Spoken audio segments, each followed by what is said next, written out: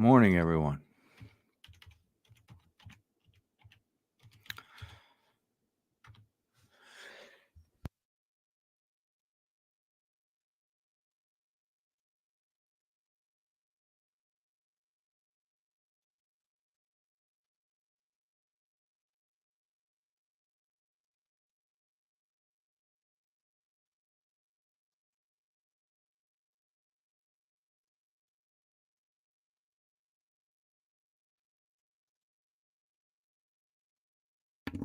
How's everyone doing? Happy Monday. Good morning, William. Let me know if you guys can hear me and see me all right. Uh, I woke up and I wasn't that stuffy. Still a little bit, but it's getting better. One day at a time, huh? Eventually I'll be over this cold or whatever the hell it is. It's getting there. Wasn't as bad this morning.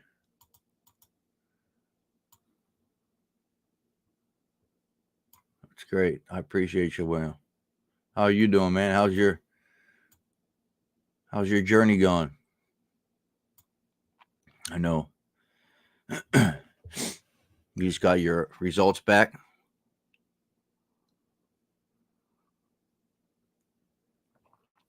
It's never easy, right, to get bad news.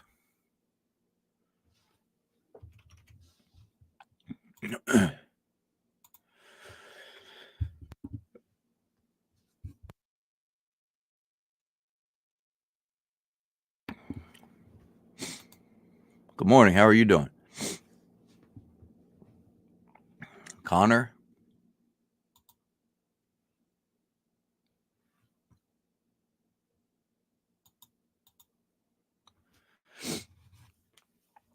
How's everyone been? Good morning, Katie. How do you?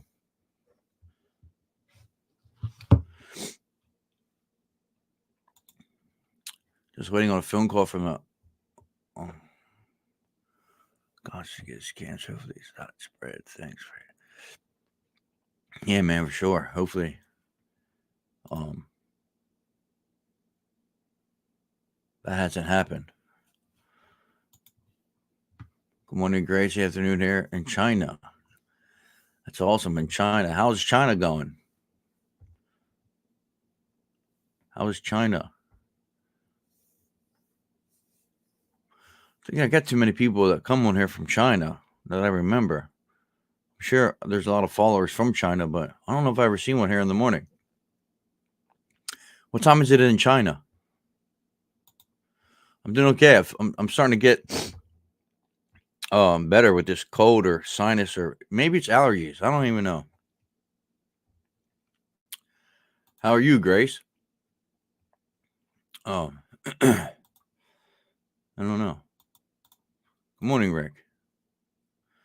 16:05. So it's 4 in the afternoon. It's 4 in the morning here.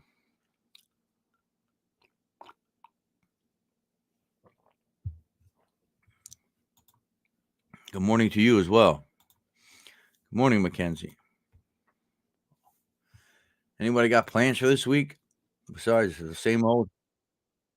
Oh, I don't want to do that.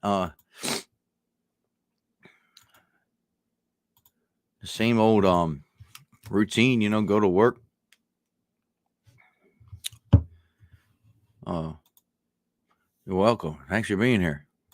16:06.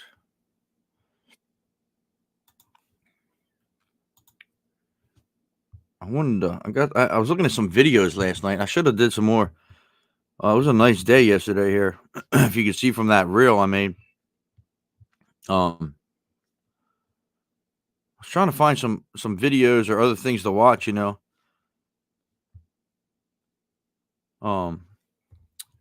these lives. I think it's pretty interesting. There's a lot of just Baltimore eggs. Mackenzie, you're in the UK? Can you have chickens?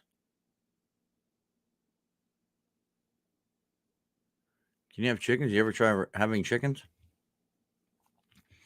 How much is a dozen of eggs anymore? Aren't a dozen of eggs expensive?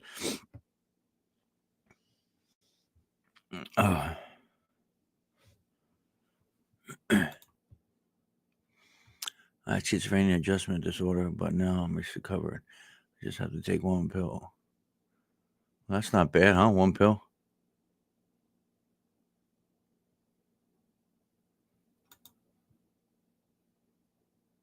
What did I say? UK, Australia, yeah. You don't get eggs from them?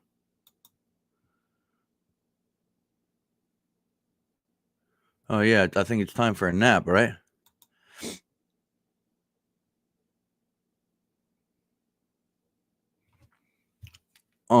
Gerber?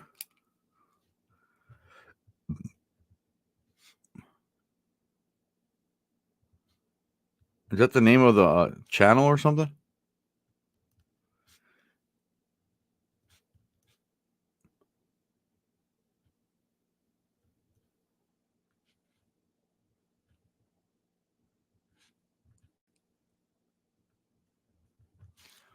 I time I heard the word Gerber. Isn't that like baby food, right?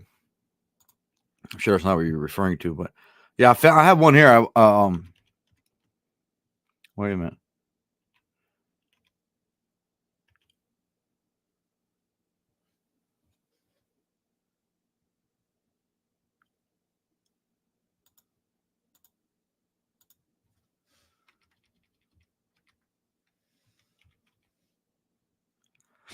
Hopefully this is it. I took a screenshot of it.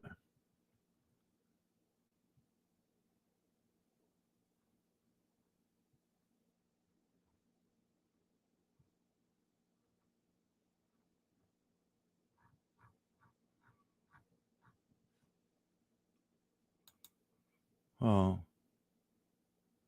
that's his real name. I thought you were saying mate to me.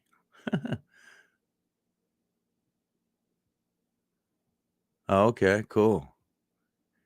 Yeah, my in-laws have chickens lay eggs, and that's where we get some eggs. They also have a goose that lays eggs. Remember that goose? Do you ever remember? You guys remember that video of that goose I shared? Thank you. We appreciate it. Morning, Corey. Good. We get that goose lays eggs now. It's like 3 times the size of a regular egg. A listening test? Is that just for what's a listening test?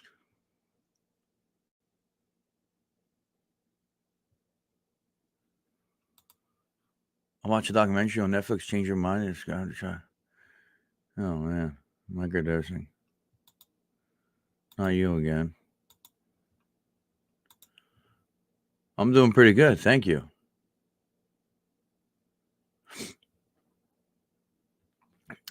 What is a listening test exactly? Is that for like a hearing test? What is the what is the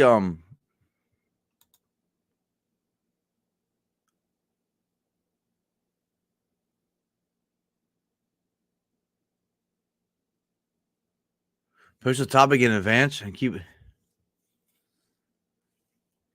post the topic in advance and keep discussion on that topic. Yeah, I mean, I understand, Jennifer, but when someone comes in here and they're having a bad day or they have something on their mind, I'm not gonna just like I understand your point, but I'm not gonna ignore what they have going on just to stay on topic. You know what I mean? Or that's why I just kind of like to go with whatever it goes. But if you have a topic you want to discuss, yeah, let's do it. But I hope that makes sense. What's GTK?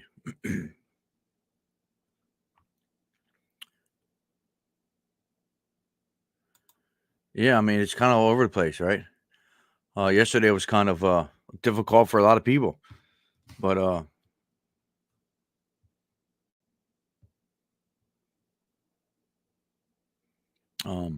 that's life, right? And these are the things these are the things we face in life. So,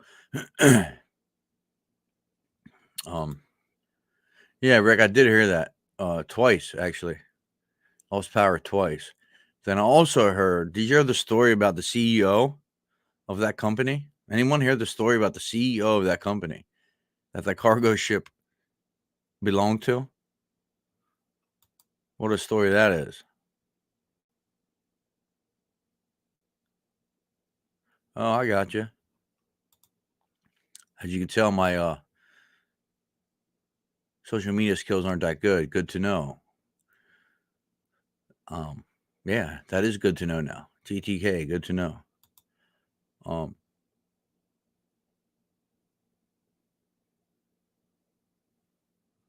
Yeah, well, real quick on that, Rick. The CEO here. I got to find that now, just so I don't mess this up.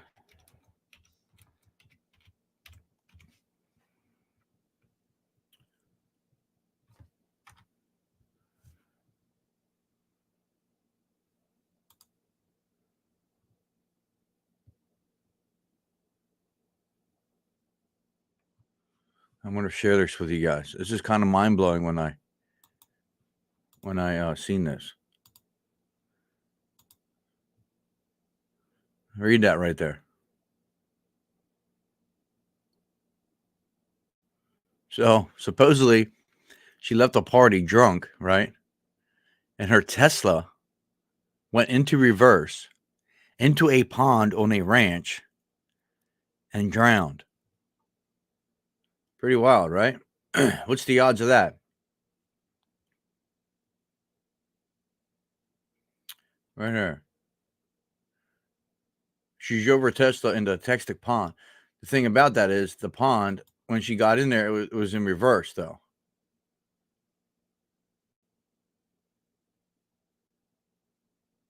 She didn't just drive into it. The Tesla went in reverse. But conspiracy theories are right here. You read this part right here, where she was spending a holiday weekend with friends, backed over an embankment. She backed up over the embankment, never stopped, right? And into a pond where she drowned. Sounds a little fishy to me. And I read another article that the back door of the Tesla was open when they found it in the pond, right?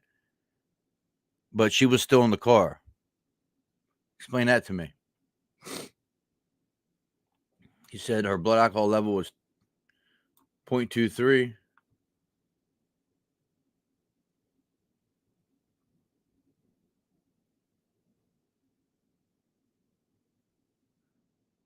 They said there's no connection. I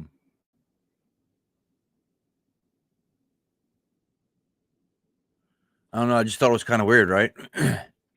What's the odds of that?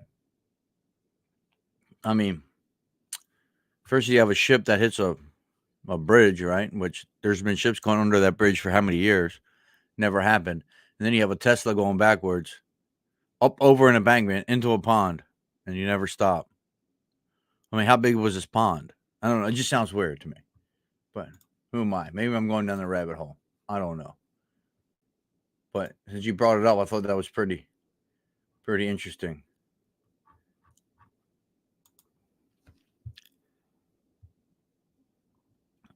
Now I knew this would happen here. Yeah, don't it sound weird? Like, what's the odds of that? Like, I know Teslas do weird things because they're electric cars or they catch on fire or whatever, but come on, dude. Like, I don't know, man. I'm headed to Baltimore on Thursday, so it'll be interesting. Like, that's another thing. I want to be away for quite a bit. I'm still going to try to do these in the morning, though. It won't be as, sophisticated as this, and it might be a little rough, but I'll be in the middle of the ocean, so I don't know if I told you guys that, but yeah, I'm going on a cruise. Well, I'm gonna try every day to be connected, because it does help me.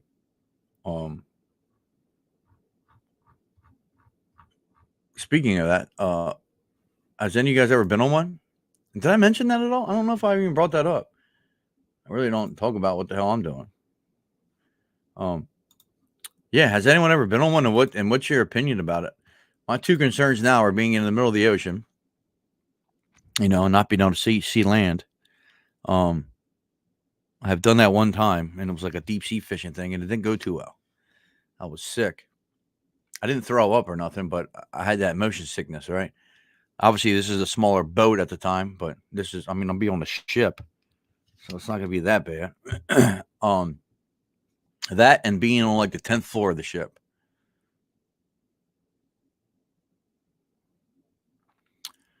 Rick, what do you think about it? Did you enjoy it? I may miss a few podcasts during streaming, but hey, man, you gotta take care of yourself, Will. That's important, man. Heaps of drink. Did you get the drink package? That's another thing you could do. Jennifer says I've been on one in the Bahamas and did it in Alaska. Oh man, what was the Alaskan one like? I would really interested in that.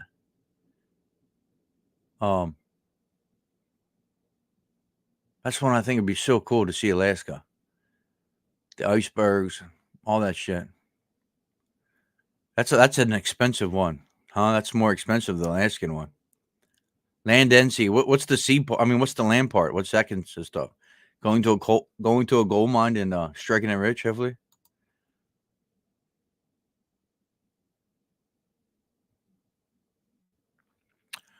We're supposed to go on a cruise, but waiting to the port of Baltimore opens the cruise lines. Yeah, it's funny you mentioned that. We're going to Baltimore to get the plane to Florida, so I guess we got pretty lucky, right? And I'm going out of Florida, Port Canaveral, I think it's called, or something like that. Okay, Disney. Oh, what was did anyone experience rough seas?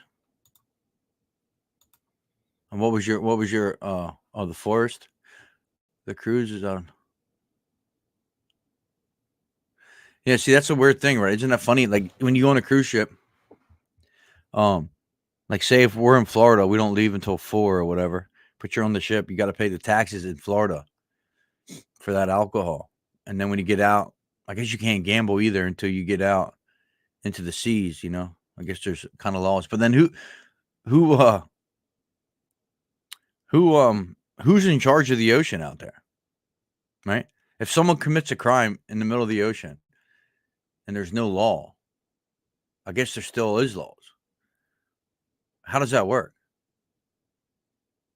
So, like, say I'm in the middle of the ocean, and you do something bad. Um, who's the ruler? The captain? Yeah, for sure. I heard that coming down my in-laws have done a lot more cruises. Like, I don't know how many, probably 10 at least. But they said if you come down you start up here in like New York, right, and you come down the East Coast the whole way down to Florida, like the seas are really bad and like around South Carolina area. So I'm hoping that it's all smooth sailing. I really don't want to rock back and forth for the next overnight or however long. Drink more balanced for us. Yeah, either that or be thrown up all day. The cruise line is in charge of the crimes. Yeah, I was always wondered that. So I guess once you get back to land, wherever you're going, is when you'll get the repercussions. Um,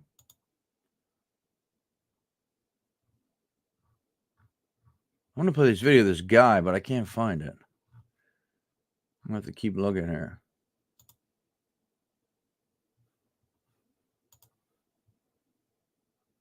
I screenshot the picture of it, but of course, a lot of crime happens on cruises. I watch crime shows all the time.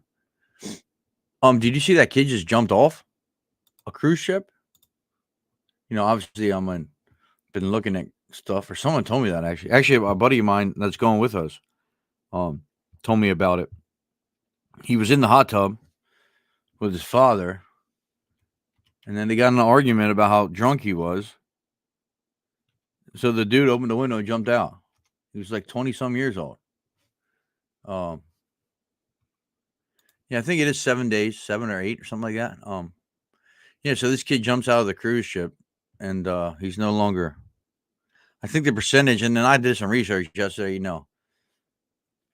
I got to do that just for my own whatever, but he obviously they didn't find him yet. I think the percentage of being found after jumping off a cruise ship or going overboard is like pretty slim.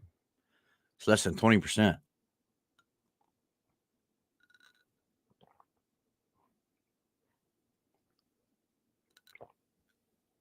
They were in the hot tub, it said, like 3:30 in the morning. I guess all cruises are different, but his dad got mad at him for being so intoxicated, and the kid said, "Fine, I have a way to handle this," and he jumped off the bridge. Now, I'm sorry, he jumped off the ship. So, to me, that's telling me like the alcohol played a role, obviously, but there had to be some other underlying issues, right? There had to be some kind of, I mean, when you do that, you know your odds, right? You know it's not going to be the odds of being found or surviving that's pretty slim to none. I mean, but like I try to break that shit down. Like you're not going to just jump out of the window because you're drunk, or are you? You know, what I mean, is there underlying issues prior to that? Did he have? I mean, has him and his dad been arguing forever that he just had enough? You know what I mean? It's interesting, right? Like I don't think you just make them decisions, or do you? Do you just make them decisions because spur of the moment? I guess some people do, right? When it comes to that, I mean, was he trying to kill himself? Was he, or he's just trying to? You know what I mean? What was the purpose of jumping out of a window on a cruise ship?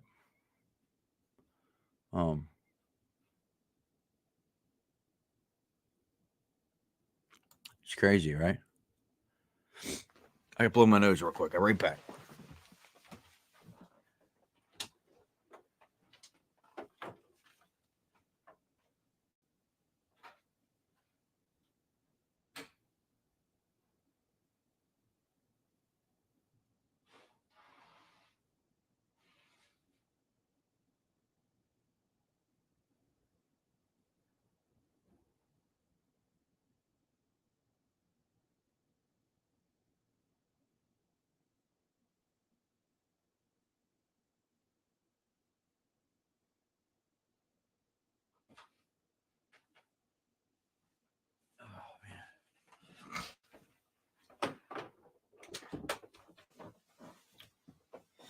One day this cold will be gone.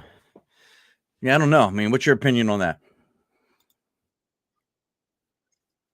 I'm gonna play this video. It's a pretty interesting video. I was just trying to look for stuff yesterday, and I thought this was wow. This guy's kind of hard to hear sometimes. I mean, to make out, but it's pretty interesting here.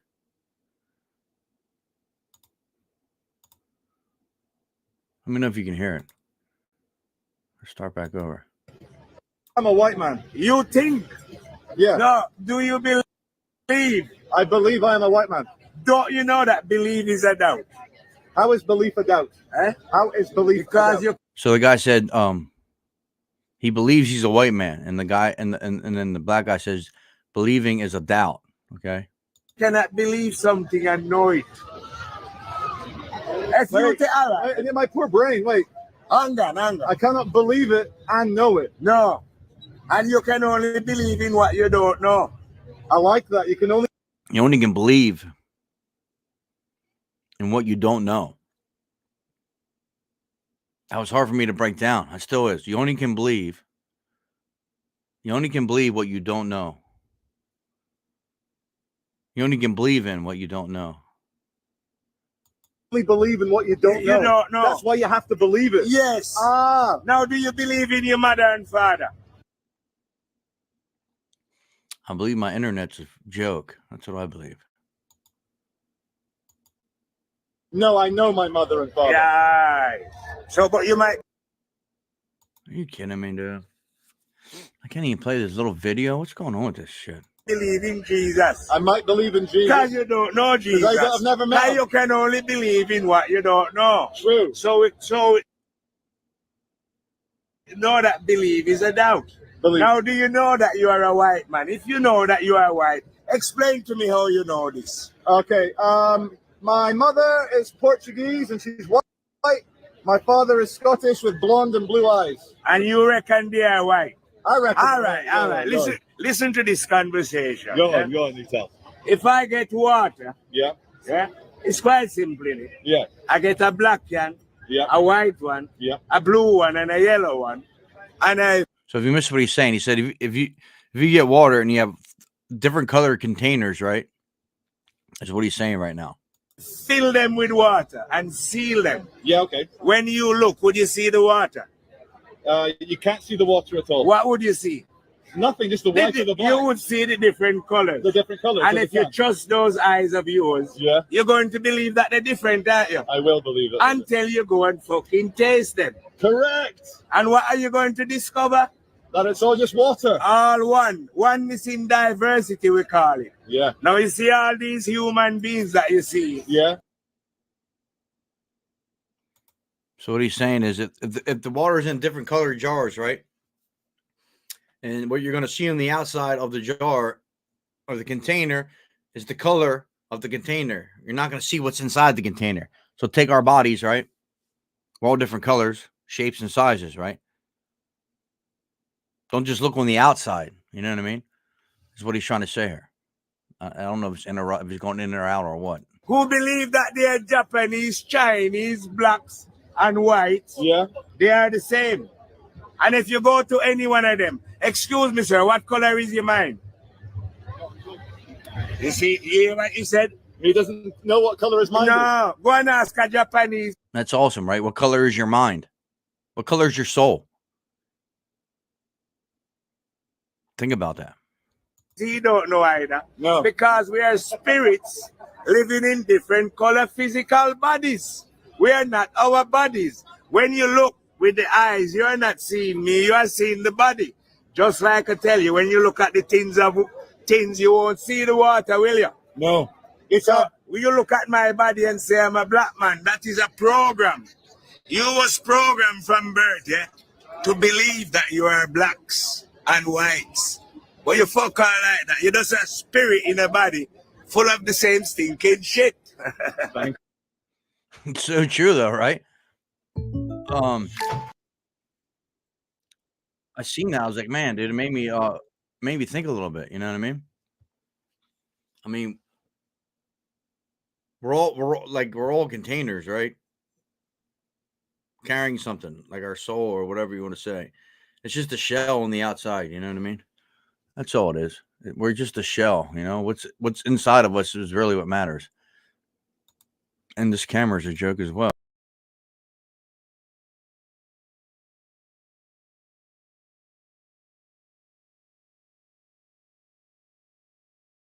Oh man, that was perfect timing. I just had a sneezing attack. Oh, I thought that video was pretty cool, right? Oh, very interesting.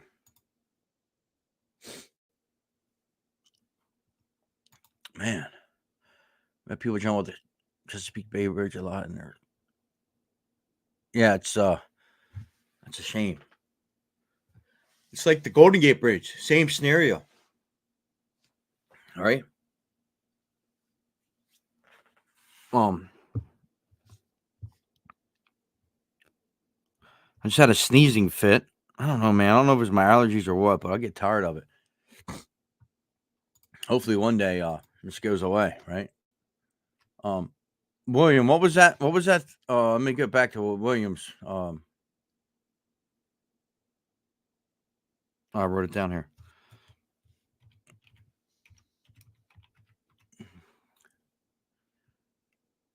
Effects of trauma, you said, or wisdom? The wisdom of trauma. Which one was it, William? You still here?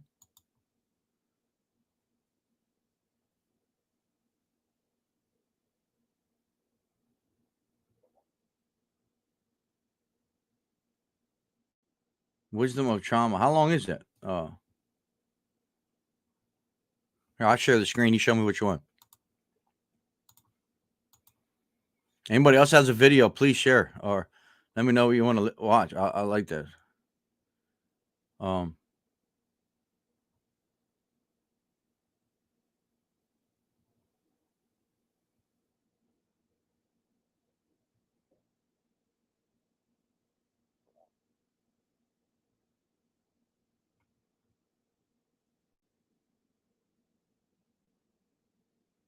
We want to do this one at 7 impacts of trauma. We'll do this one.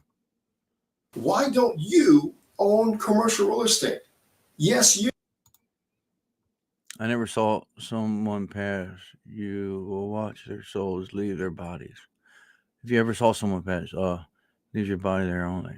My fiance passed talking about the body. We had cancer for 14 months. Yeah, that's a shame. What kind of cancer did he have, Jennifer? If you don't mind me asking. My brother had cancer for about the same time. Maybe a little less, actually. He had glioblastoma.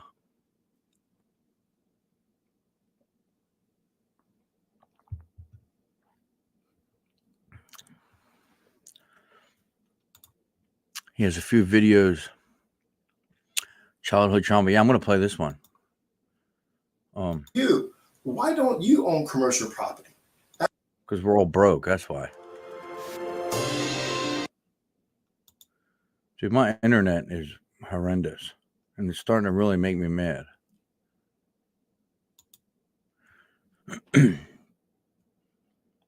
Oh, Jennifer, so that kind of started in the lungs? Holy hell. That's a shame. Sorry to hear that.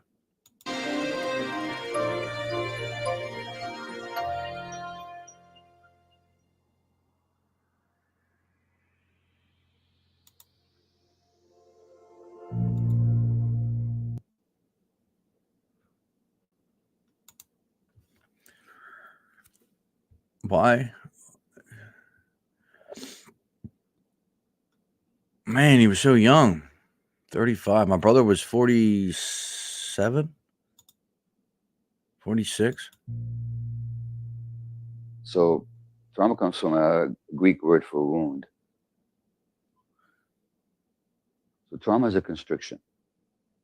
It's a narrowing. It's a Trauma is a Greek word for ruin? I never knew that. diminishment of your emotional functioning, your psychological functioning. So what I'm saying about trauma is that trauma is not what happens to you. Trauma is what happens inside you as a result of what happens to you. Trauma. Oh, I got to play that again. Is that trauma is not what happens to you. Trauma is what happens inside you as a result of what happens to you. So trauma is not what happens to you. Trauma is a result of what happens inside you, right? Did I say that right? I got to listen to it again. That's a good one. So what I'm saying about trauma is that trauma is not what happens to you. Trauma is what happens inside you as a result of what happens to you. How many of you had the experience that you had a strong gut feeling about something and you ignored it and you were sorry afterwards? Sorry that you ignored it. Just raise your hand if you've had that experience. Okay. Most people here. Now, that's what I mean. That's the first sign of trauma, or the first impact of trauma, is a separation from yourself. Because your gut feelings are the strongest guide for what Jennifer. you need in the world. They're essential. How long would you survive out there in nature if you ignored your gut feelings? You wouldn't. You'd be dead. That's how important gut feelings are. What makes us disconnect from our gut feelings so that they're actually even there telling you and you ignore it? Well, you've been disconnected from yourself. That's the first impact of trauma. It's a disconnection from the self. The second. Yeah, once you forget who you are, right? You lose your one self. You're disconnected, right? Your mind's a mess. I'm gonna get some coffee. I'm gonna pause this though, so I can. I don't want to miss this.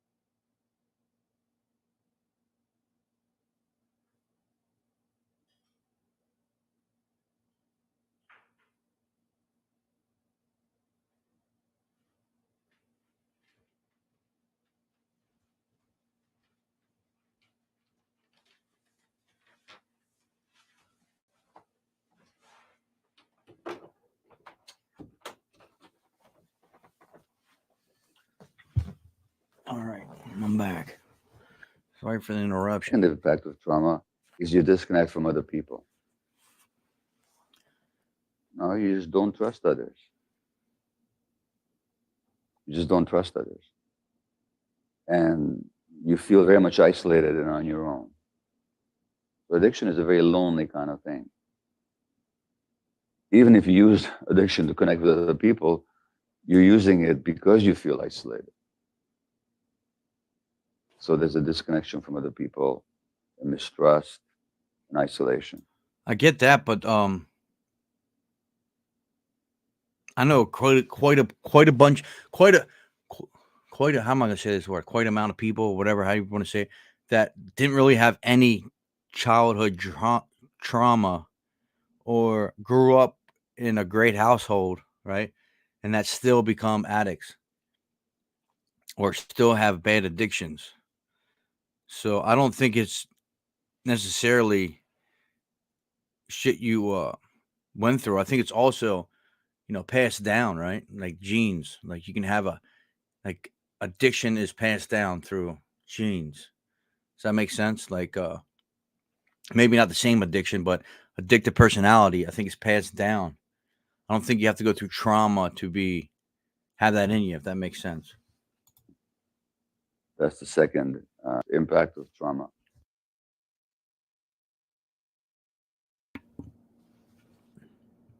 The third impact of trauma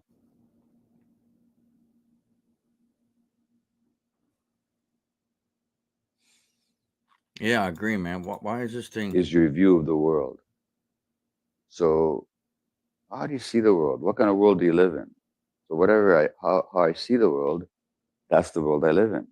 So if I see the world as hostile and dangerous and untrustworthy, I'm going to have a very different life than if I see the world as basically a good place where there's suffering and there's joy. It's complex, but fundamentally, I belong here. I live in a very different world if I believe that than if I'm convinced that it's a hostile, dangerous world. So trauma distorts your view of the world in a negative way. Number 4, trauma gives you pain. It gives you a wound that there might be some scar tissue over it, but the wound is never healed, actually. So there's pain there. And Come on, man.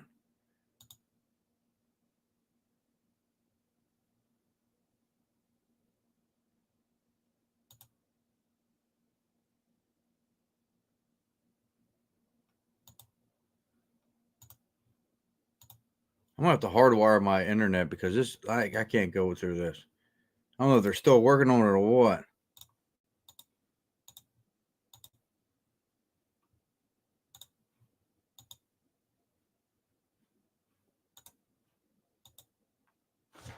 What the fuck?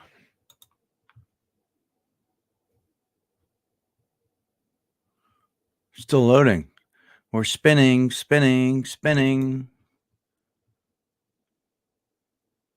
Very annoying.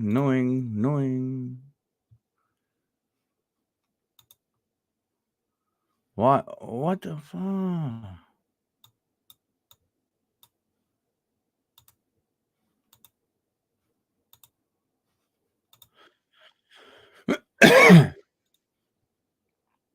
So it's when I'm sharing when I share it, kind of bogs it out for some reason. there's some scar tissue over it, but the wound is never healed, actually. So there's pain. It's Xfinity. They've been working on it for a couple of days In now. there. And then that's pain that you need to escape from.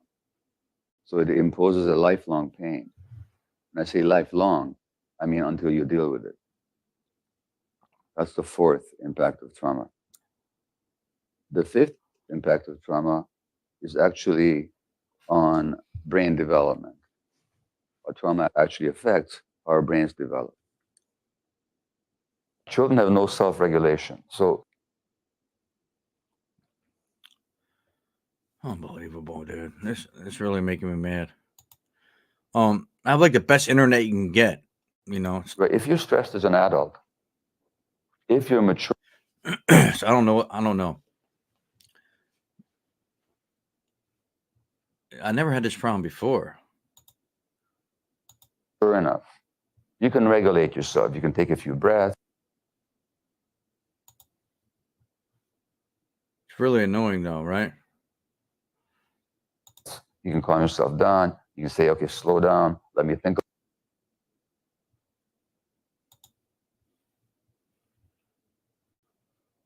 Anyone have any advice? Because when I don't share it, About this. Let me deal with this. An infant can't do that. can you guys still hear that? Infant's got no self-regulation whatsoever. Oh, it's still So good. the infant's brain requires the mature function of the adult's brain to regulate itself.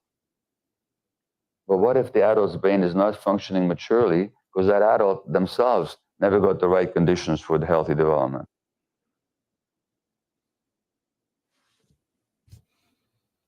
So annoying. Now you have an immature adult's brain I don't understand. I never had a problem before. regulating or trying to regulate an immature infant's brain.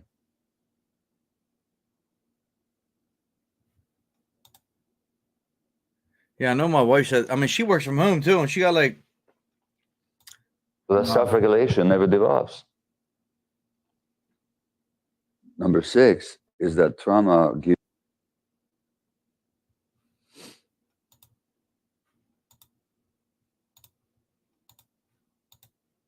you a shame-based view of yourself. So you become I'm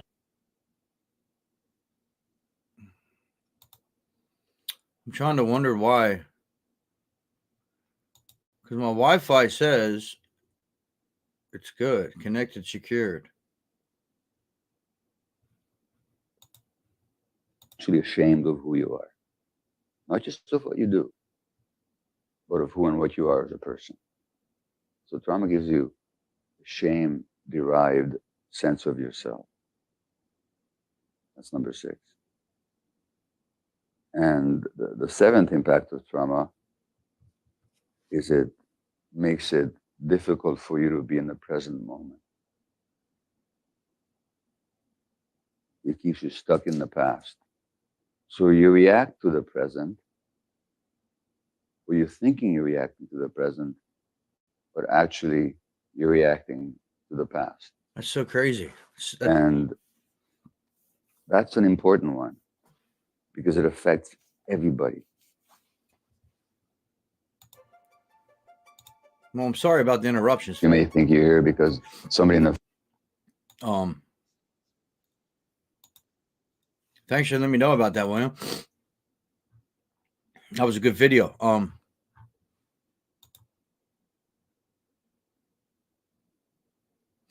Yeah, I mean, that was the whole video there, Jennifer. It was like a shorter look at the one childhood trauma affects us throughout life.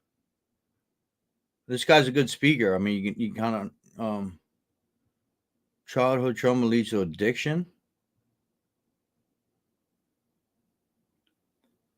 The childhood lies that ruin our lives. Is that the one? The childhood lies that ruin our lives.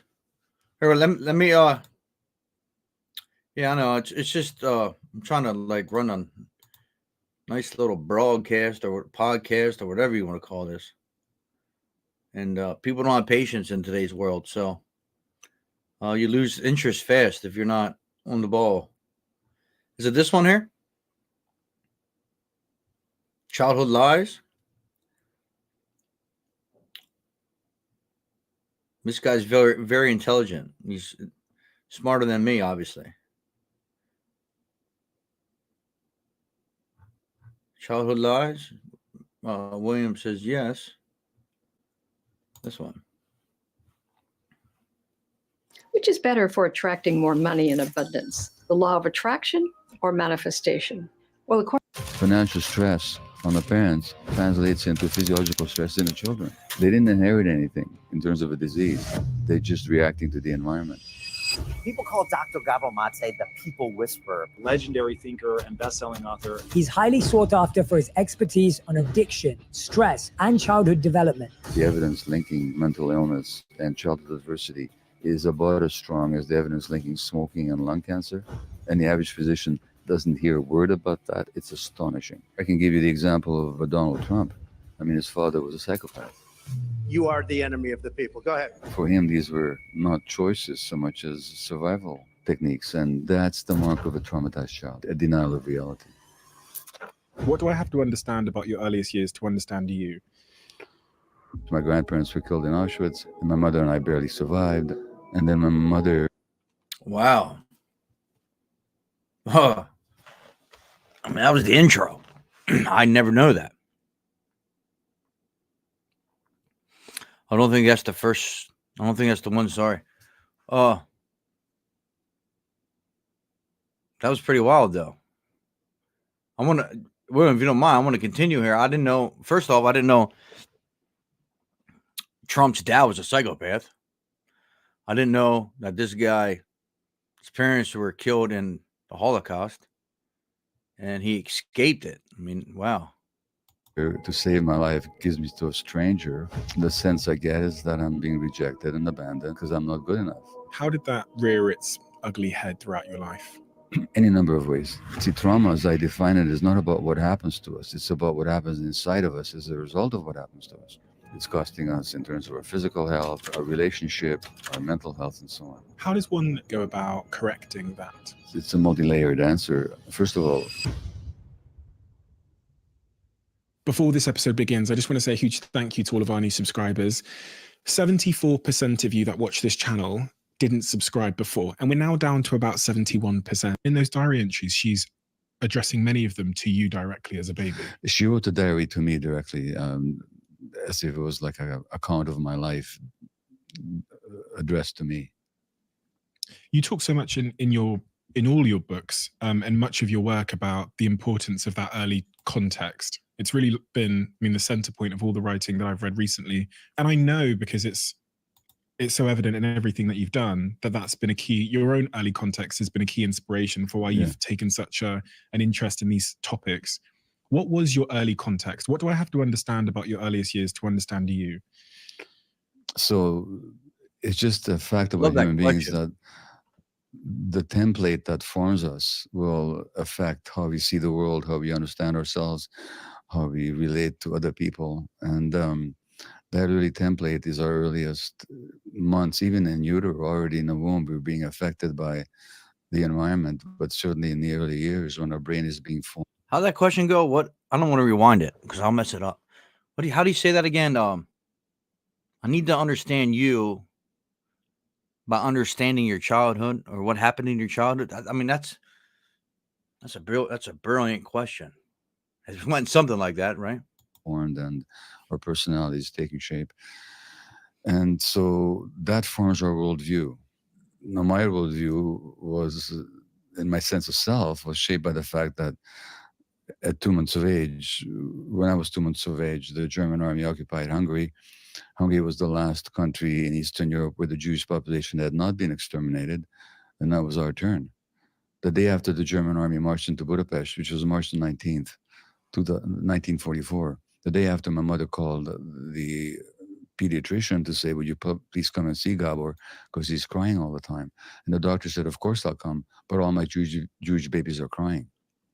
And so that the fact is that when mothers are stressed or in pain, the infant feels all that and takes it personally, and it becomes part of their template for how they view the world.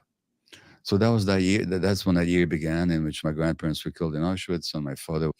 It's so true, though. I mean, if you grow up with parents that have a certain view on something, right? Not just the world, but maybe anything. You're going to grow up to have that same view, right? Until you realize, make your own assessment. But you might never make your own assessment. You just grown up with hate, you know what I mean? Racism, all kinds of shit like that. That's why people, that shit's taught, right? You're taught to hate certain people, you're taught to you're taught this and you're taught that, that's from childhood. I was away in forced labor, and my mother and I barely survived. And It's a story I've told many times, but that's when my brain is developing, and that's when I'm forming my sense of myself. And then my mother, to save my life, gives me to a stranger, and I don't see her for 6 weeks.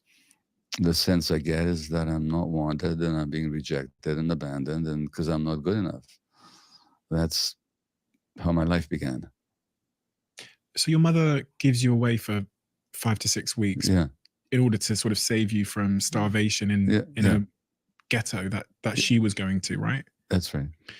This is after your grandparents were killed Yeah. in Auschwitz by Yeah. the Nazis.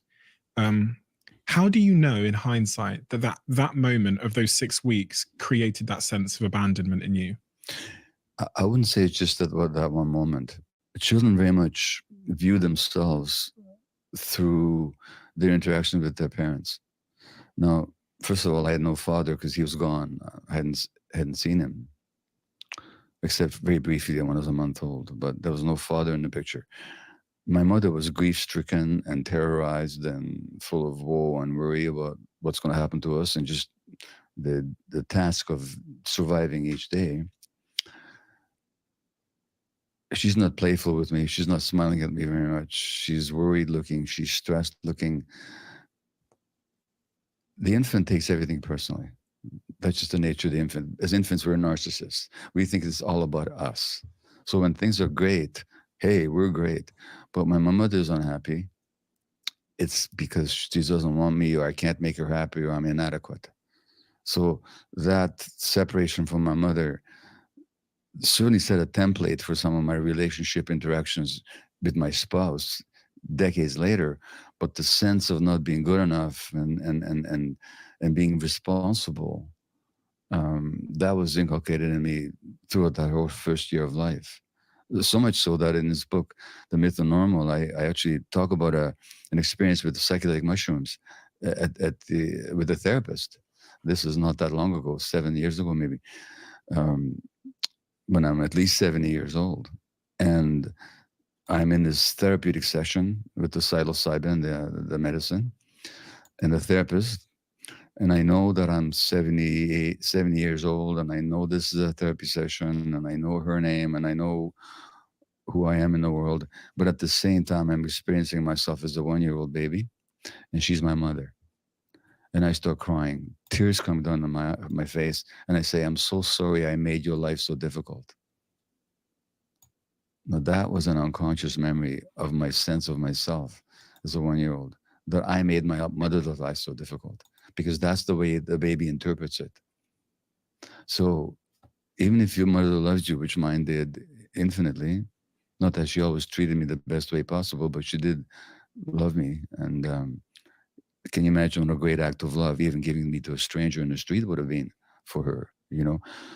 But because of her own unhappiness, I can only conclude that I'm not good enough. It's my fault. At 70 years old, having that psilocybin experience, coming to that realization, or having that sort of Psilocybin, that's from mushrooms. You know, I get them all the time in the in the comments, you know, have you tried mushrooms? Now, I'm not going to advocate for drug use, but I've heard microdosing does work, but I'm not going to have that all over my page. So, and I wouldn't recommend it unless you're in a controlled area, you know, we're under supervision. having that response to your therapist where they take the role of your mother and you're a 1-year-old. How does somebody at 70 years old go about correcting that sort of interpretation you had of that traumatic early event? Well, by bringing up to the conscious level. Then when I notice that sense of guilt or responsibility in me, I say, oh, that's what it's about. So it's a meaning. See, trauma, as I define it, is not about what happens to us. It's about what happens inside of us as a result of what happens to us. And so the wound in trauma means wound. So the wound in this case is my sense of deficiency or not being good enough, not being worthy enough.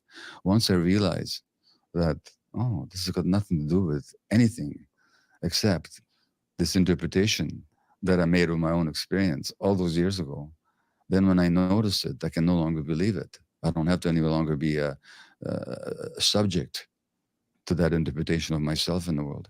So awareness is one step. It's not adequate, but it's an essential step towards letting go. That one belief that you weren't good enough. Yeah. How did that rear its ugly head throughout your life? It made me a workaholic physician because I had to keep proving my worth, and it doesn't matter. No, I don't know if you have. I think I kind of suffer from the same thing. I think I had that same thing in my childhood, not being good enough. Maybe that's why I'm always trying to, like, I have a business and I always tried to, I said that before, you know, this is like, I never heard somebody else say it like this, but it makes perfect sense to me now. I don't know. It's pretty deep. Ever had an addiction, but the nature of it is that we're trying to get from the outside something that only can arise and fulfill us from the inside. So when you're looking at it from the outside, it's addictive because you get it temporarily, but then that internal emptiness, that hole, never goes away. So it has to be filled over and over and over again. It can only be done so temporarily. So it becomes runaway addictive. So then, you know, work becomes an addiction because I keep trying to prove my worth. And it doesn't matter how many times, you know, I may show up in a positive way at the beginning of. It's at the top. See it up there? I don't know if you can see it. William, can you type that in there for me? Someone's life, at the end of I can get somebody it. else's life, or any time in between. It never fills that emptiness that my sense of lack of worthiness creates. So that's one way it shows up. Another way it shows up is if in my relationship, I don't feel as satisfied. My wife doesn't please me the way I like her to. Then I get angry. But why am I getting angry? I'm getting angry because it's my sense of not being good enough that's being now revealed. It gets uncovered, this self-accusation. But I get angry at her because her job is to make me not feel that. You know, we get into this relationship for all kinds of reasons. Some of them are conscious, some are not. Some are positive, some are come out of trauma. And in my case, I want that relationship to prove to me how good I am. So when it isn't proving that, then I get upset at my partner, you know. Well, except the gap is inside me, not inside. It's not coming from her. I think I have this problem. So crazy. So it shows up. It showed up in my parenting. It shows up all over the place.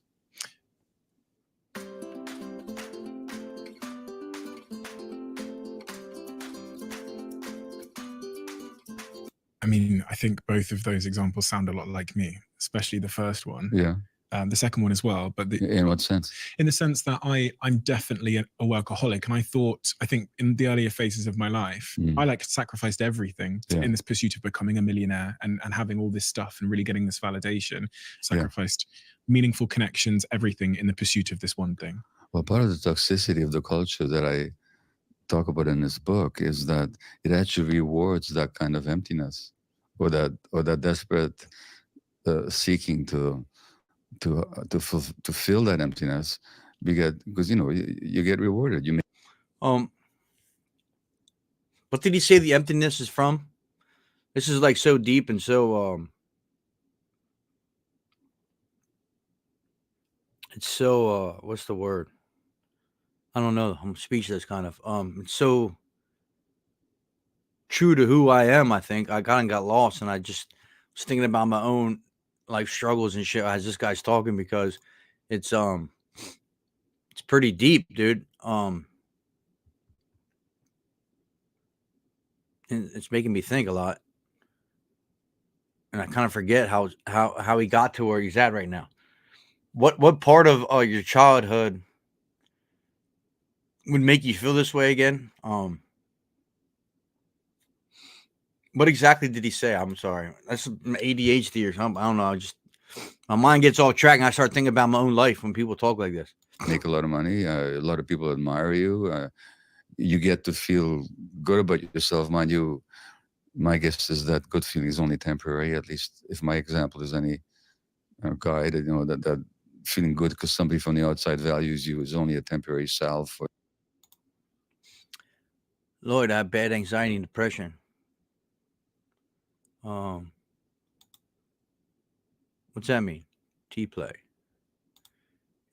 What's going on, Lloyd? What's bringing you down? What makes you anxious? Oh, you meant replay. We're live still, Beggar. You're good. Yeah. So as he's talking, I'm kind of trying to put this into my childhood and my life, but I kind of like missed the gap there of what he was saying about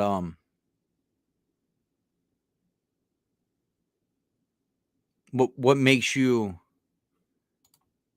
feel not good enough. I forget what that was.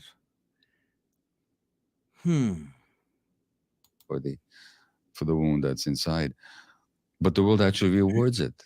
So you're a workaholic doctor, great, you make more money, and all these people respect you. Meanwhile, you're hollowing yourself from the inside, and you're not available for your family. So that's part of the craziness. What do you mean, William? People dying in your family that are close to you?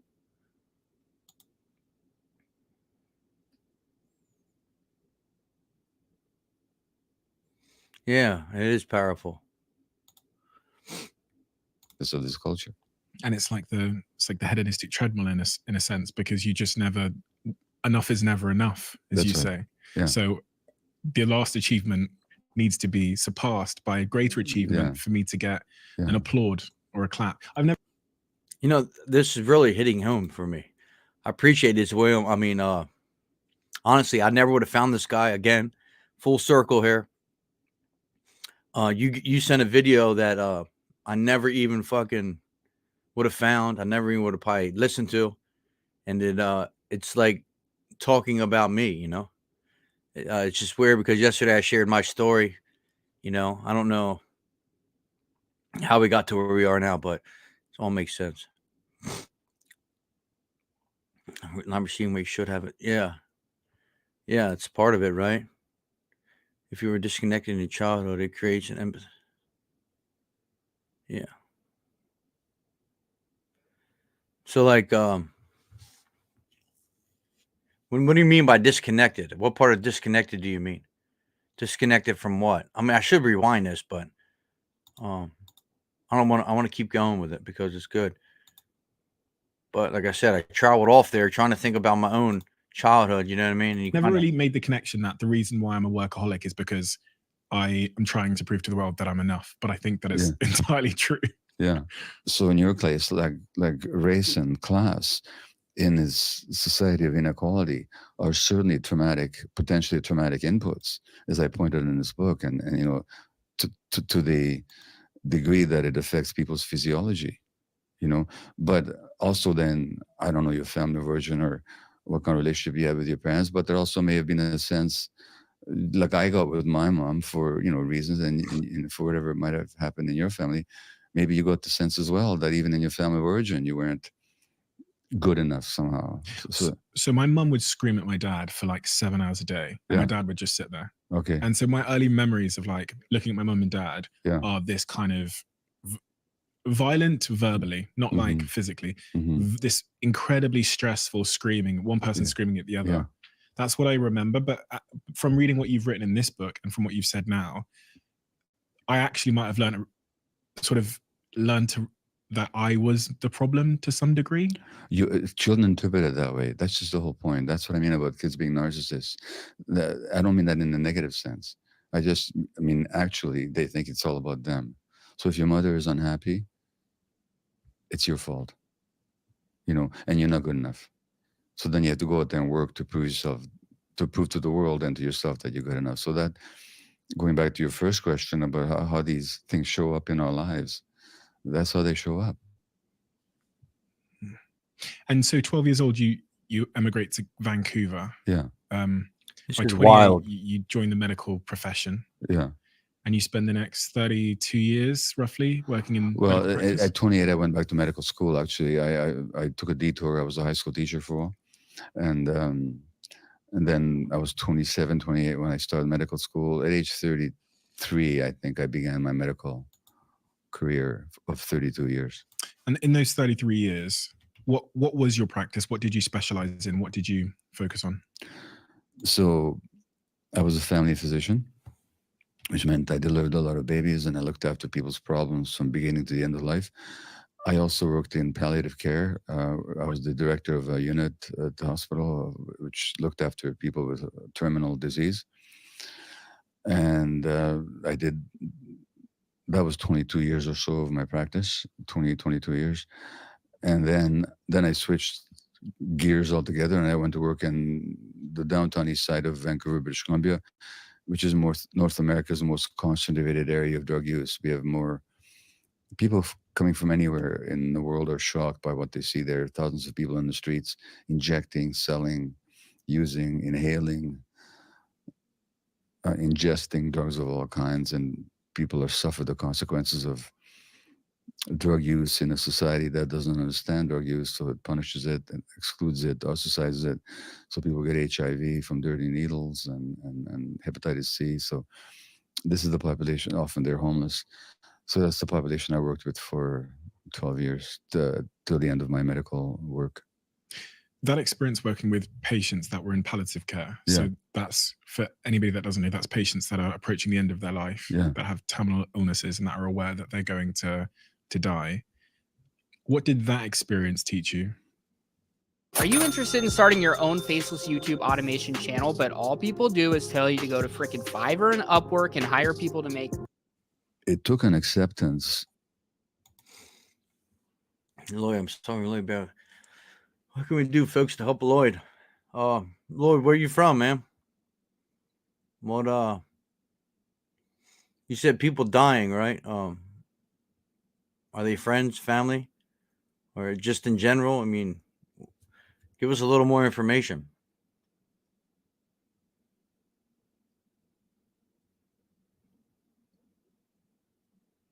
Oxford? Where's Oxford? I have an Oxford about an hour away. Family? It's giving you anxiety at the family member die. I dealt with the same thing with my brother, you know.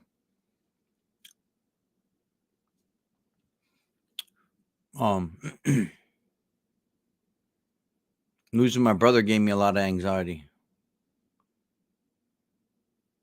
Okay. So what, the UK? Is that the UK?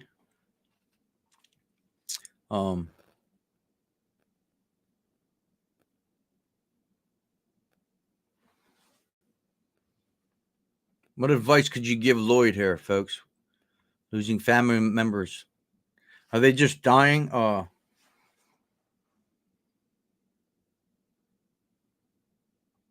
Of regular, I mean,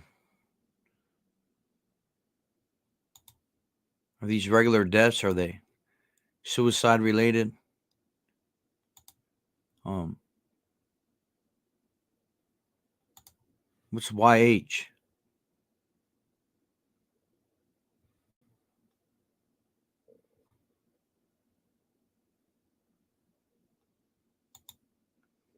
Yeah, natural causes. Where's the depression come from, Lloyd? What's bringing you down?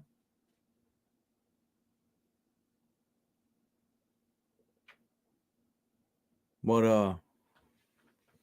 is it, the loss of family members?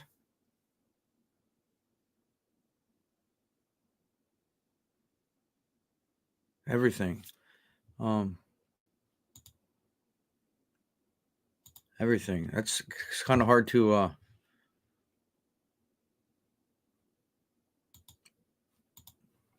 focus on the moment and try not to think about tomorrow moment by moment. That's good advice. Does anyone know what that means? YH? I don't know what YH is. Death takes us back to childhood fears of losing ones. Yeah, sure. I will roam with life in general, maybe. Yeah, life can be overwhelming, right? But oh, it means yeah. Okay.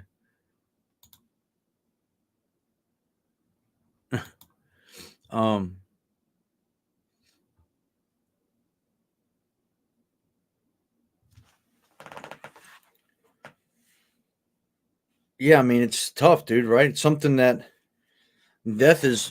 I mean, is that what the main focus here, Lloyd? Is the main problem that gives you anxiety and depressed? How old are you, Lloyd? I mean, when it comes to death, man, I've been there, right, with anxiety and all that. We all witnessed death or seen death in some form or fashion, but it's one thing you got to come to peace with, right? Because it's going to happen. You know what I mean? I mean, we all got to take a turn at it. Like my dad would say, you know,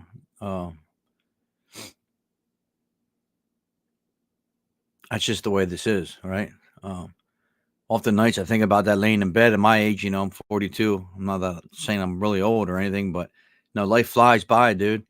And the more time we spend in our past, and the more times and the time we spend trying to figure out our future, being in the past we stay depressed, and being in the future we stay anxious, right? So it's very important to stay in the present where not a lot of that shit lays, you know.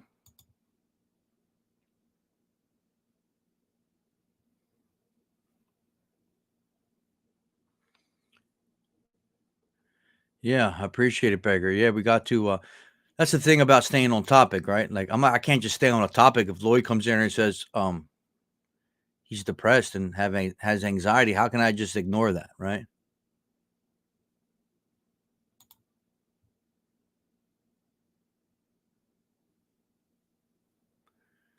And I mean, Lloyd, I mean, what do you think, Lloyd? What do you think you need to do to get better?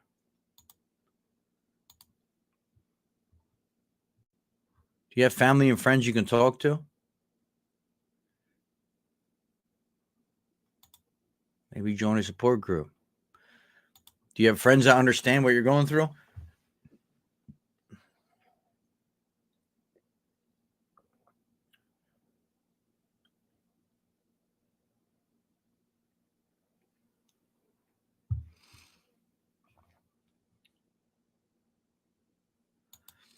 Yeah, that's a good question too, Beggar. What have you tried and what hasn't worked? You know, we're not doctors. I'm not anyway. I'm not a professional, but you did talk to a doctor. Did that work? Did you talk to a therapist? Counseling? Have you been depressed your whole life, or is it just since losing people around you? I mean, there's a lot of things that go on. There's a lot of things that brings this mindset, right? So you got to dig down to like what the root cause is, you know, because we're all different, right? We all might suffer with depression and anxiety, but it comes from different things, right? Depressed all your life. What brings you joy in life? You got to have some joy. Right, I can barely see that picture of you, but you look happy in that picture.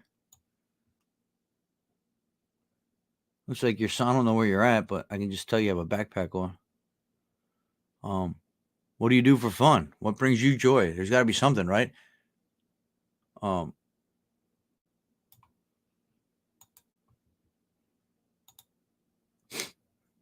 do you think you're depressed about? Or do you know what you're depressed about?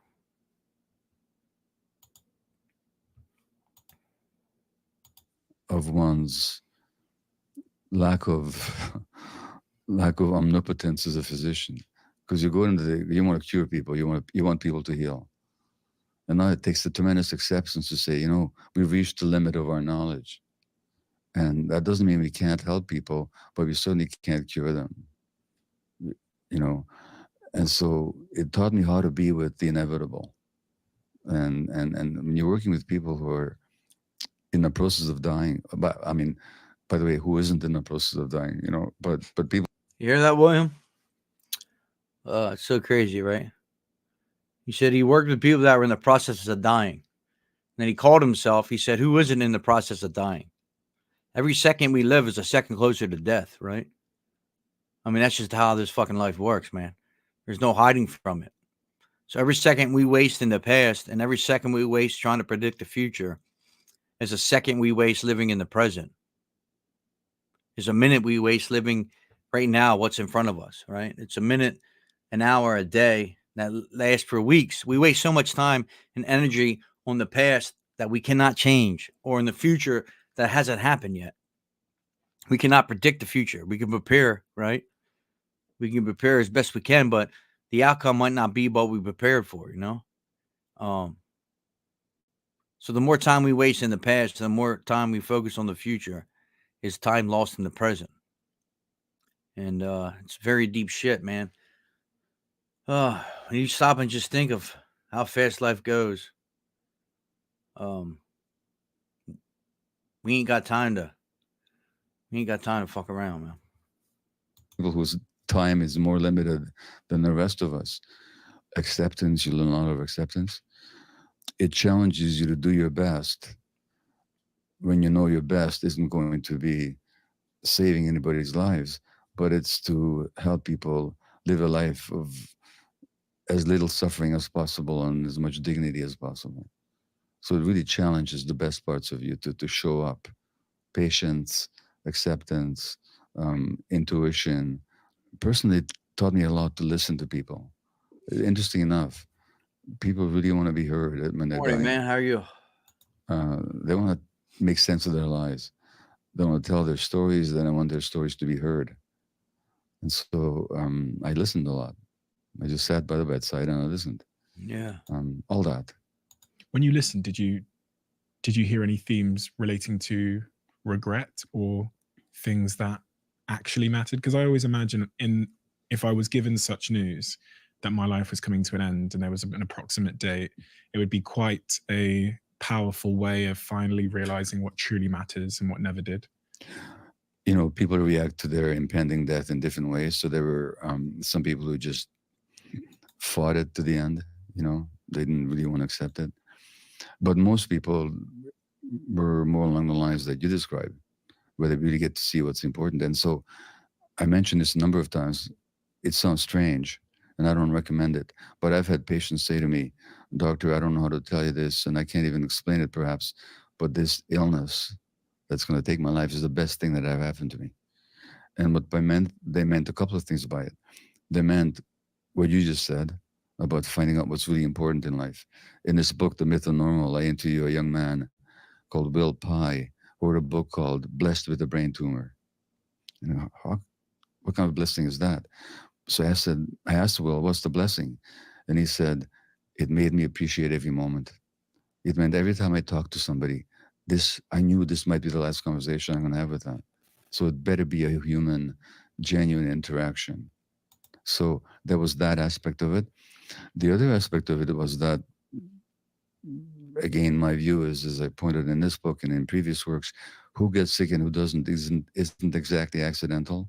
There are certainly personality patterns based on traumatic experiences in childhood that make disease more likely.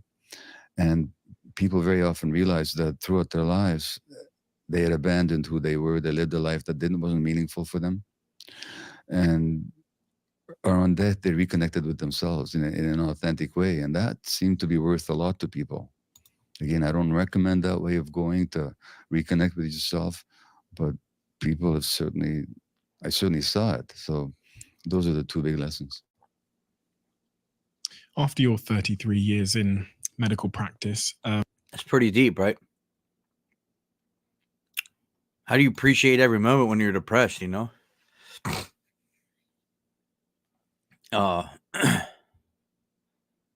It's crazy. There's so many times, you know, it just makes me reflect on my life. And this is why I can't pay attention sometimes, you know, because I get so fucking distracted. But there's so many times in life that like I just think about work, right? And being at work, and sometimes how miserable it is, but I gotta like change my mindset and just be more positive about the situation, right? Be more thankful, I guess. Show more gratitude. It's can you guys see what the name is at the top, or is that live and then viewers? Is that breaking that up? It's called Garber Mate, the childhood lie that's running all of our lives.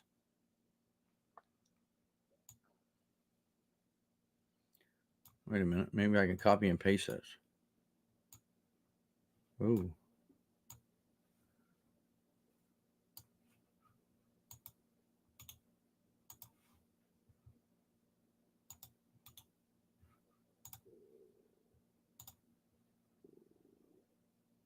Oh, can you guys see that at the top? I don't know if you can see that at the top. Because when I'm looking at mine, it says live, and then it has like how many people are here, and then it has like thumbs up and shit. So I don't know if you can see it or not, but yeah, it's just pretty deep. I don't even remember what the hell I was saying.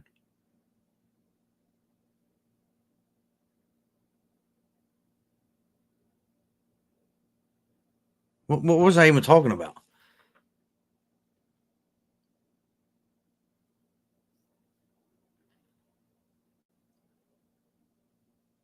Oh, about being at work and trying to stay positive with it.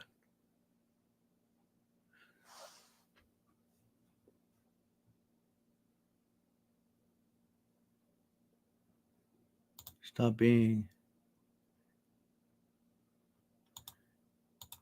Yeah, it's wild, man.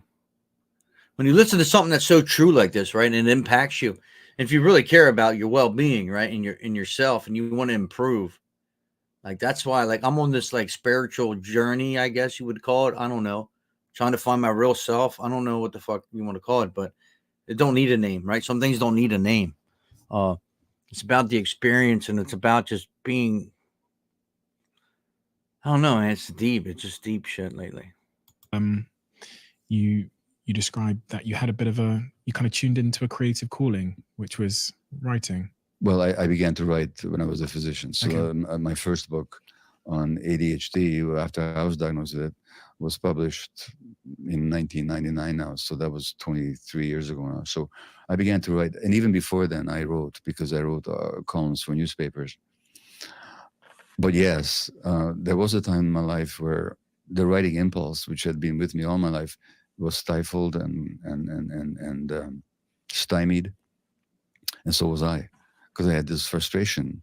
In fact, I had the sense that there's something I needed to express, but I didn't know what and I didn't know how.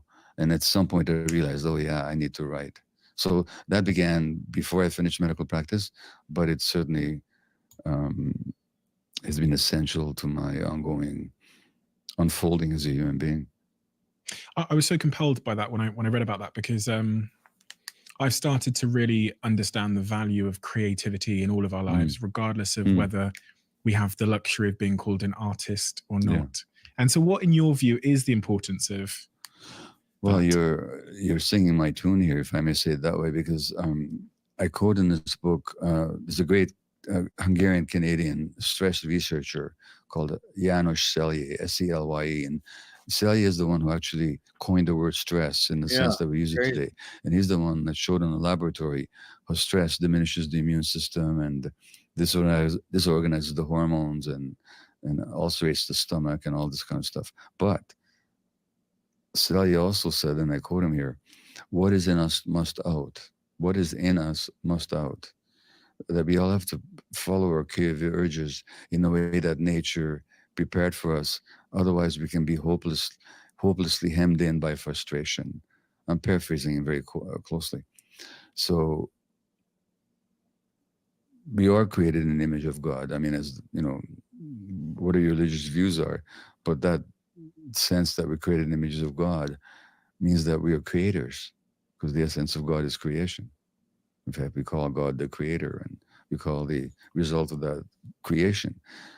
If we're created, and if we're offshoots of that creative dynamic in the universe, then it means that it's in us to create, and whatever form that takes. I mean, you don't want to see me do art, unless you. I can do a pretty good stick figure, but I'm married to an artist.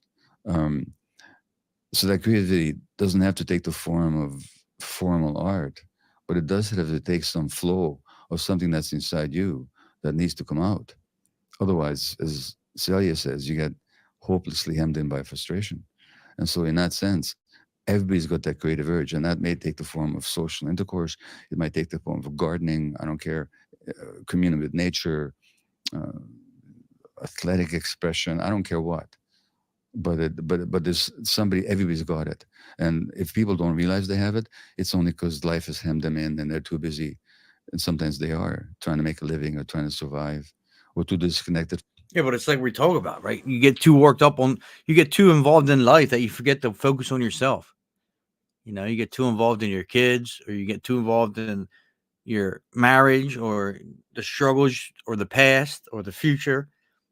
You forget to live in the present, and you forget to take care of yourself. And you forget to find, you don't find your true self. You're too busy, trying to survive. Are you alive or are you living? From themselves, but it's in all of us. And to the extent that we don't give it expression, we suffer. One of the things that really hems it in is the prospect that we might not be good at it, because we think to express ourselves creatively, we kind of join a competition of sorts. And that's a trap we can fall into. So if I'm going to DJ, I need to become a good DJ, but in social comparison, or else I don't want to. But what I've come to learn is, in fact, the act of DJing alone in my kitchen at midnight is the reward, regardless of outcome or whether there's a crowd there. If it's just me and my dog listening, that is the expression, is the reward, not the achievement or the medal that I might get. Or not the external. Well, look, I went through that in the writing of this book. So here I am, Remember I was talking about that the other day?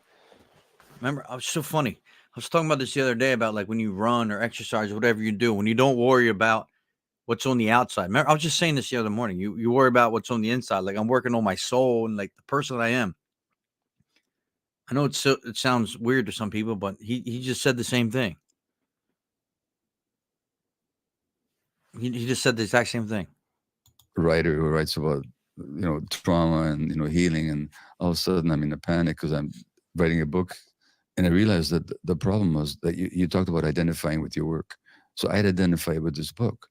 So the problem wasn't the book, because let's say I write the book and it's not a success. I mean, okay, big headline in the Sunday Times, book not a big success. Like, how big a big deal is that in the history of the universe?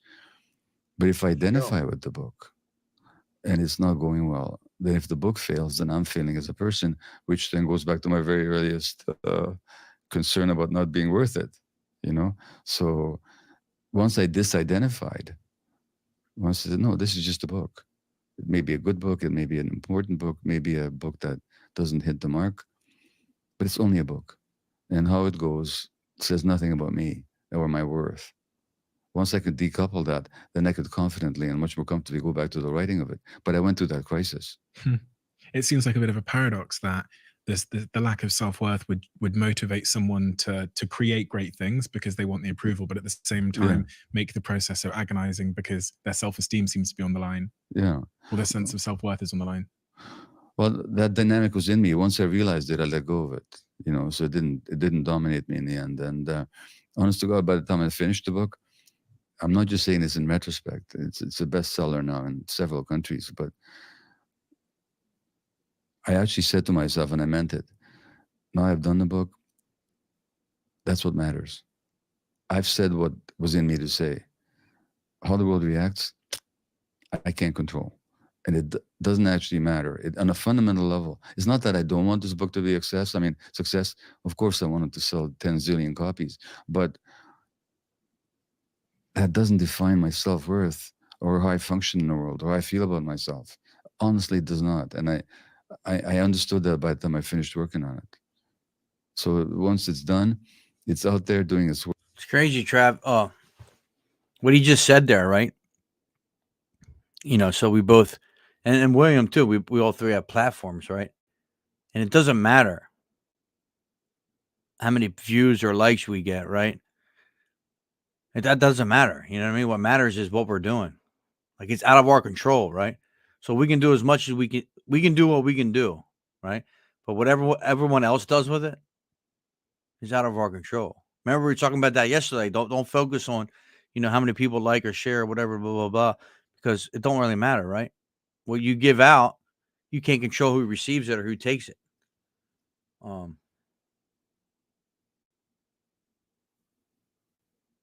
It's pretty wild.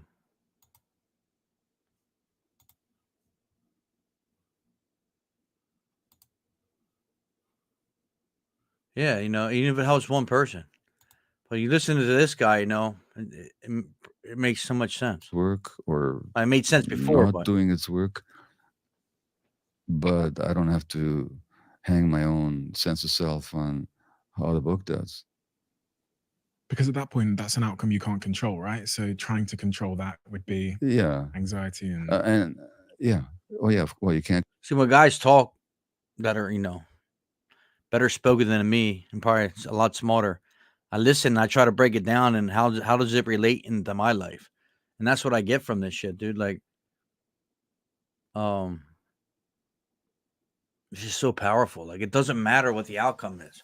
We always focus on the outcome. We always focus on this and that, but it don't really matter. It's what you're doing. If it's in the out of the goodness of your heart and you're trying to make a difference for yourself and other people or whatever you're doing, does it really matter? You know what I mean? At the end of the day, does it really matter what anyone else thinks or does with it? control it. No. 10 years this book Yeah. took you to write. Took me to prepare. It took about 3 years to write. Yeah. You describe it as a calling. Yeah. The myth of normal. Yeah. What 4 words to sort of pull people in and to in some way summarize a 550 odd page book? Why those 4 words? Why that phrase? Can I pause for a moment to find a quote on my cell phone? 100%. Yeah, yeah. 100%. So this is, are you familiar with the work of Eckhart Tolle? Oh, Eckhart Tolle, yes. Okay, yeah. So Tolle lives in Vancouver like I do. And in one of his books, he says, the normal state of mind of most human beings contains a strong element of what we might call dysfunction or even madness, you know? So in medical parlance, normal means healthy and natural. So there's a normal range of blood pressure, normal temperature. It's a range. Outside that range, there's no life, there's no health. Either too high or too low, you're gone. So normal means it's equivalent with, synonymous with healthy and natural. However, we make that same assumption that out in society, what we used to, what we call normal, is also healthy and natural, which is a myth. Because I'm saying that in this society, what we consider to be normal is neither healthy nor natural. In fact, it's hurtful to us. So that we're using the word normal in a way that doesn't apply. In a narrow medical sense, it's accurate, but in a broader sense, that which we're used to in this society, we consider normal, is just not good for us, you know. And norm is kind of a statistic, or it's a kind of a average. So if everybody, you have a dog, if everybody in London how many times have I said this? What this guy's saying? What is normal? I mean, you guys had to hear me say this before. I said, what is it, like average, like a batting average, normal, you know, the normal batting average? Like, what is normal? Like, I said this 1,000 times. It's so weird. treated their dogs. And if you didn't, then you'd be abnormal, you know? So it's a myth to say that what is normal is healthy and natural. That's what I mean by the myth of normal. That's one thing I mean. The other thing I mean is, if we understand that the actual science of the unity of everything, I'm not talking about spiritual insight here, I'm talking about, you know, physiological science, that our physiology and psychology is very much affected by our life experiences, beginning in utero, childbirth, early childhood, and throughout the lifetime. It also follows that illness and health are not individual attributes. They're actually manifestations of our relationships and our situation in the world and our history. That also means when the circumstances are abnormal, you expect people to be sick. You know, just as if you gave animals something that wasn't healthy for them, they'd be sick. That'd be what you'd expect. So this idea that the people who are ill, either physically or mentally abnormal, I say no. These are normal responses to an abnormal set of circumstances. And rather than being sort of those abnormal ones and then the rest of us, it's really a spectrum that we're all pretty much all on it. So in those three senses, this idea of normal is a myth, and it's one that keeps us from seeing reality. And we're all abnormal in some way. Yeah. So if you maybe my attention is different, maybe my interpersonal relationships are abnormal, but in some way I'm going to be abnormal. As it relates to treatments, how do you think that the medical profession and the psychological profession would respond differently if we remove this idea that there is a normal? How would our approaches change to treating people? Well, it's a multi-layered answer. First of all, we would recognize that our diagnoses are not explanations for anything. So, I've been diagnosed with ADD, legitimately so. My first book was on it. But it doesn't explain anything. So I tune out easily, very easily, and sometimes often when I don't want to, but, unless I'm highly motivated. So you might say, this person has ADD. How do we know? Because he tunes out a lot. Why does he tune a lot? He's got ADD. How do we know he's got ADD? Because he tunes out a lot. So first of all, we have to understand that our understanding of normal and what's outside the normal, doesn't explain anything. They can describe, if you describe my mental functioning as that of somebody who's got an automatic tendency to tune out, you'd be accurate. So as a description, it's helpful. As an explanation as to why this person isn't behaving quote unquote normally. This is very specifically for men over 30 years old who make at least 150 grand annually. In the next 45 seconds. It doesn't explain a thing. Now, if you understood that I spent my infancy under very difficult circumstances, where I was very stressed because of all the stuff I already talked about, and that tuning out was a normal response to those circumstances as a way of protecting myself from the stress of it all. And this was happening when my brain was developing. Then you'd understand there's nothing abnormal about my tuning out. In fact, it is the normal response to a set of abnormal circumstances. So that's the first point. And I could go through the same kind of... Once you understand why you're depressed or why you have ADHD or why blah, blah, blah, whatever, whatever you're doing, once you realize what caused it, it's a normal response to that situation. You know what I mean?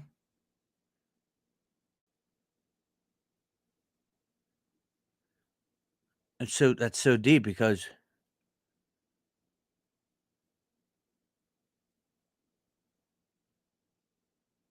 wow.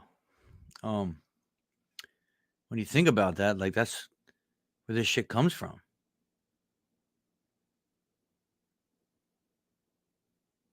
So I mean, I don't know, kind of speechless. Dialectic with all manner of physical and mental diseases, by the way, so-called. The second point is... Why do you say so-called? Well, look, the disease model is, as long as we understand it's a model, it's okay. When we think it describes reality fully, it doesn't. So, for example, we talk about mental illnesses. And we're assuming that there's a kind of definite pathology there.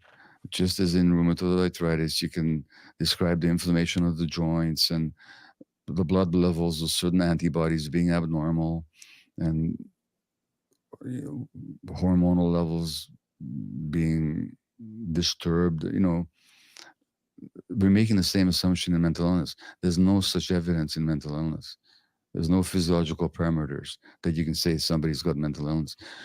There's just been a study a few months ago of thousands of brain scans of people with mental illness diagnoses. There's nothing diagnostic about the brain scans.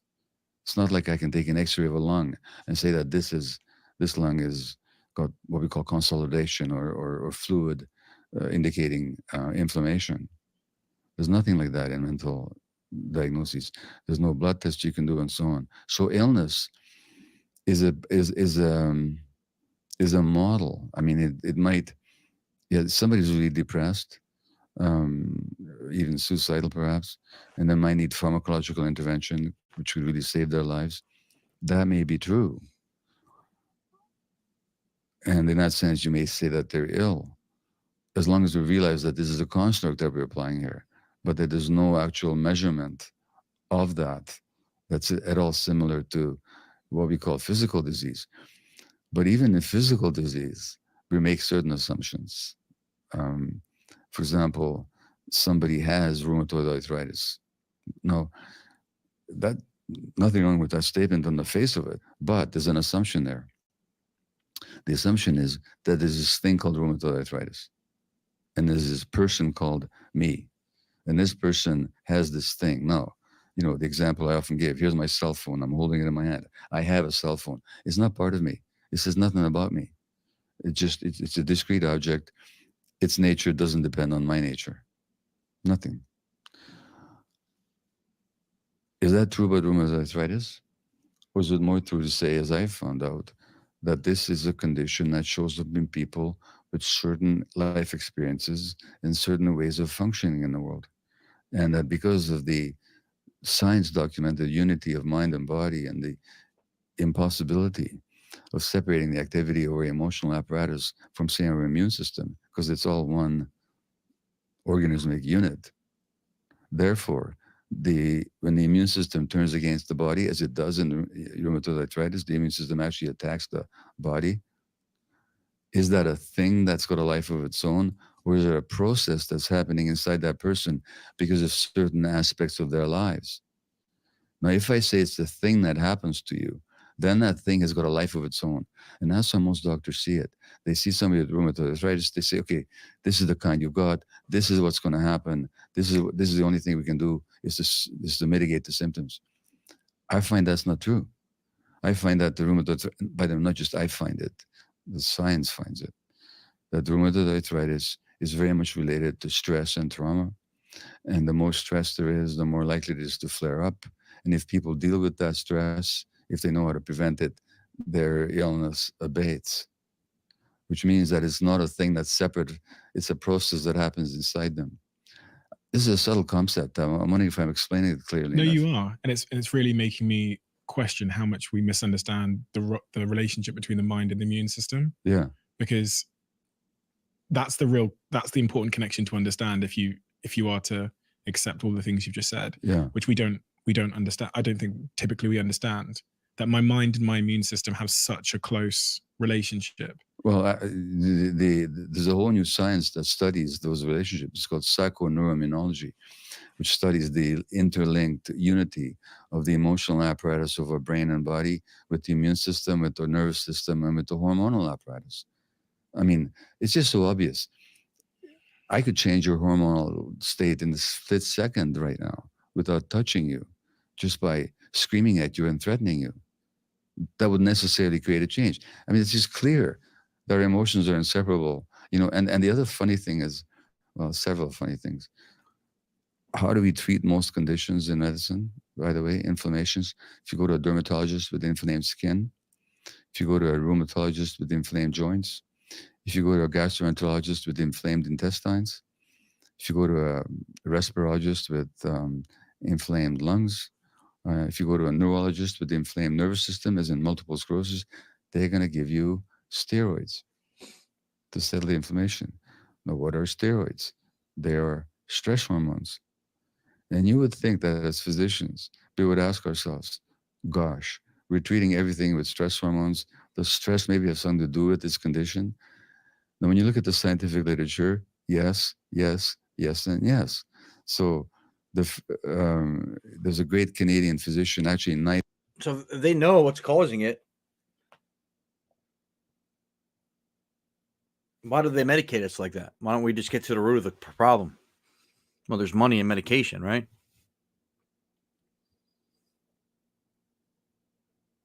created by Queen Victoria, one of the great medical teachers of all kinds, Sir William Osler. And he said in 1890 that rheumatoid arthritis is a stress-driven disease.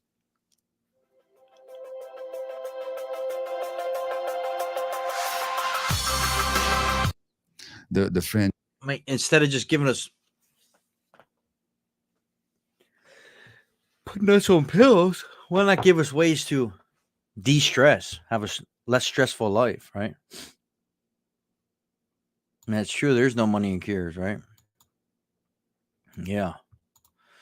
French neurologist Jean-Martin Charcot, who first described multiple sclerosis, he said, this is a stress-driven condition. And since then, there's been so much research.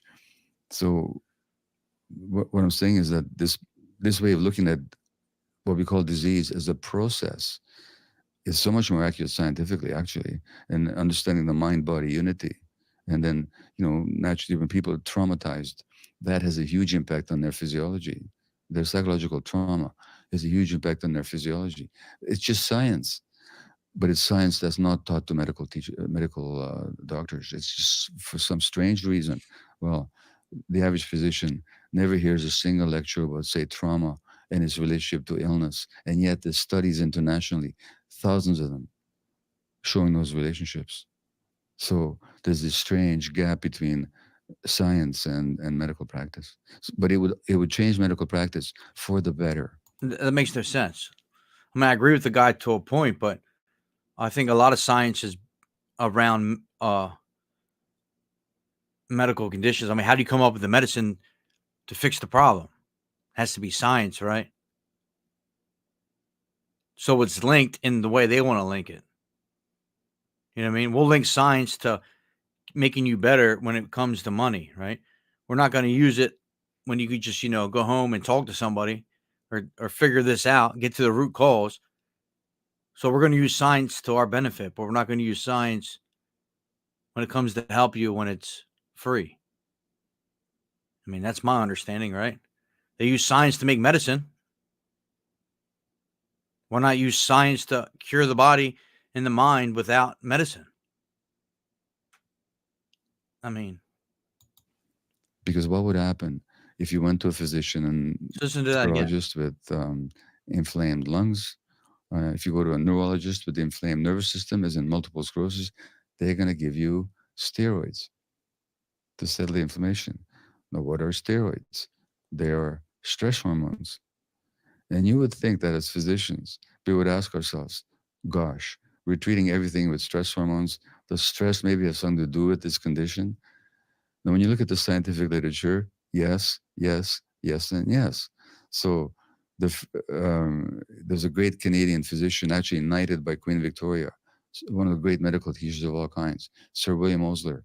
And he said in 1890 that rheumatoid arthritis is a stress-driven disease. The French neurologist Jean-Martin Charcot, who first described multiple sclerosis, he said, this is a stress-driven condition. And since then, there's been so much research. So what I'm saying is that this way of looking at what we call disease as a process is so much more accurate scientifically, actually, and understanding the mind-body unity. And then, naturally, when people are traumatized, that has a huge impact on their physiology. Their psychological trauma has a huge impact on their physiology. It's just science, but it's science that's not taught to medical doctors. It's just for some strange reason. Well, the average physician never hears a single lecture about, say, trauma and its relationship to illness, and yet there's studies internationally, thousands of them. Hear what he just said? Now, I listened to it again. He said, not a single doctor has heard about the trauma, right? Of course not. You're not going to want the doctor to get to the bottom of it. You're not going to want the doctor to look at the patient and be like, it's trauma. Here's what you got to do to fix it. No. Oh, okay. You're not even going to talk about that. You're going to be like, oh, you have anxiety. Oh, you have depression. Oh, you have this, you have that. Here, this is what medicine helps. You heard it out of his mouth. Not one doctor has been to a seminar about that stuff. It's mind-blowing. Showing those relationships. So there's this strange gap between science and medical practice. But it would change medical practice for the better. Because what would happen if you went to a physician and you presented with your symptom, and they'd say, okay, look, we'll give you such and such medication to deal with your symptoms, and then let's look at your life in the context that you live it, and see how that the stresses that you may be taking on, the traumas you may be carrying, might be affecting the physiology of your body. No, they don't have to be all trauma therapists to do that. They just have to raise the question. There you go. It's not that And hard. to start, and then to begin the inquiry. That'll make a huge change to that person's life and to their disease process. And clearly to their kids' lives as well, because I remember Yeah. reading in your book about the study with the rats. Yeah. And how they, could you tell me about that study, how the stress study with the rats, and how the parents' treatment of a child impacted their stress response, and then also they passed that on, which I thought was Yeah, staggering. that was a very interesting study. It was done in Canada at McGill University. I think maybe sometime in the last 20 years, early 2000s, I think.